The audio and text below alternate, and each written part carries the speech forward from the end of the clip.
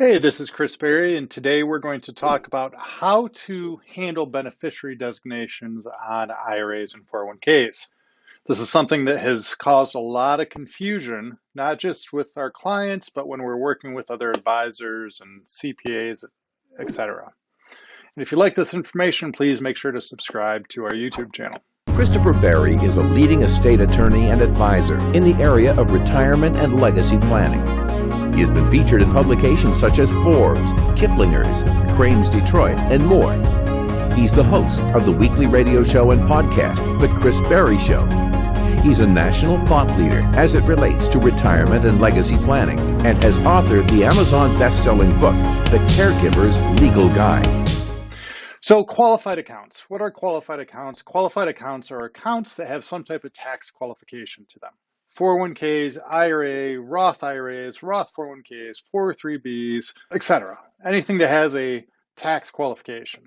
So one of the, characteristics of these accounts is that you have to be the owner of your qualified account. So we can't name a trust as the owner of like your IRA, your 401k. It has to be in your name. And then, especially with our pre-tax, meaning these are accounts that you haven't paid any income tax on. And when you pull the money out, it comes out as ordinary income, like your traditional 401ks, traditional IRAs, not your Roths. It's very important how we handle the beneficiary designations to ensure that we get the most favorable tax status possible. And keep in mind, this is general information. There might be certain changes in your fact pattern or circumstances that warrant doing something different. This is just general advice. So then the question always is, okay, we set up a trust. How do we handle those types of accounts? The IRA, the 401k, the 403b. And you're going to see differing advice out there. But trust me, we do this every day for 15 years. I've taught continuing education on this. I've taught law school classes on this. I've taught financial advisors, CPAs, other attorneys on this. I know what I'm talking about. And if you hear differing advice, more than happy to reach out to them and have this conversation. I've done this numerous times when our clients will get differing advice from somewhere else that's managing their money. We tell them how to do it. They tell them how to do something else. We get on a conference call. Lo and behold, each and every time this has happened, the client has followed our advice because of the reasons I'm going to share with you right now, and the strategies and why right now. So do we name the trust as a beneficiary or do we name it individual? So with a qualified account, the IRAs and 401ks, you have to be the owner. And then we need to name a beneficiary of that. So if you were to pass away, where's that asset going to go?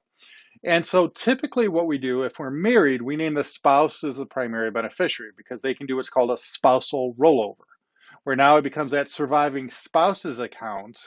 And that surviving spouse, if they're not 72 yet, they don't have to take out any required minimum distributions. Essentially, that account becomes that surviving spouse's own IRA. And then we name the trust, if we have a trust, as the contingent beneficiary of that account. So the trust would be the contingent beneficiary. So we name spouse first and then trust contingent. Now, you're going to see some pushback on this, and especially if you go online, you're going to see all kinds of different things. And you see a lot of even other advisors not really understanding how this works. Trust me, this is how it works. I've taught on this. I'm well educated on this. The concern that these people that don't fully understand how the tax rules work is that by naming the trust as a contingent beneficiary, they think all the taxes will have to be paid right away or within 5 years. But if the trust is set up correctly, which all of our trusts are, then the trust can qualify as what's called a designated beneficiary. And what that means is they get the full 10-year stretch that's allowed, just like if you're to name the individual outright. So when you name a spouse as a primary beneficiary, they don't have any type of stretch that they have to worry about. It becomes that surviving spouse's IRA. They can do what they want with it. If they're not 72 yet, they don't even have to take out any RMDs.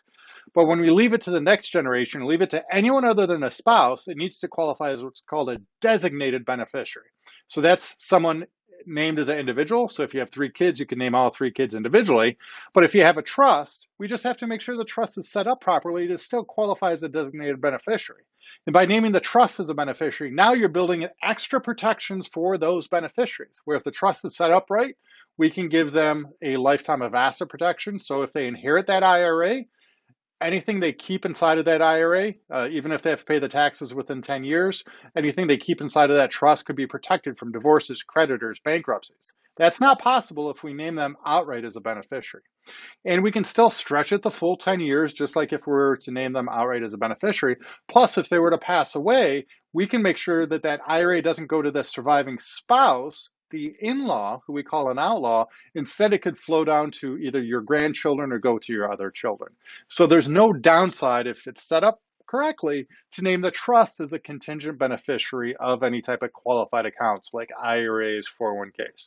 So in our office, almost always, you're the owner of your qualified account, like your 401k IRA, and then we name the spouse as a primary beneficiary, and then we'll name the trust as the contingent beneficiary, and then the trust will split it up amongst the beneficiaries, and each beneficiary then will get all of the benefits of the trust and all of the stretch of the IRA that's allowable under the Secure Act that limited the stretch, whether you name it individual or trust, up to 10 years.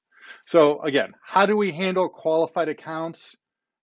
Funding qualified accounts into trusts, or how do we handle beneficiary designations of qualified accounts? Typically, we're going to have the owner of the qualified account will be the owner, of course. The primary beneficiary, so if the owner passes away, goes to the spouse as a primary beneficiary. And then the contingent beneficiary would be the trust, and the trust would then direct where it goes if that spouse passes away.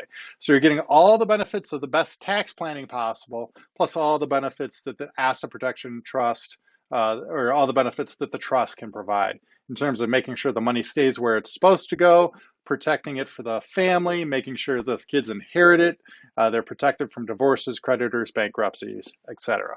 And if you disagree with me, put it in the comments. I'd love to have a discussion on this because there is a lot of other information out there, but every single time I've had a conversation on this, every conference call I've had, this is the way it ends up going, is we name the spouse as the primary beneficiary, the trust as the contingent.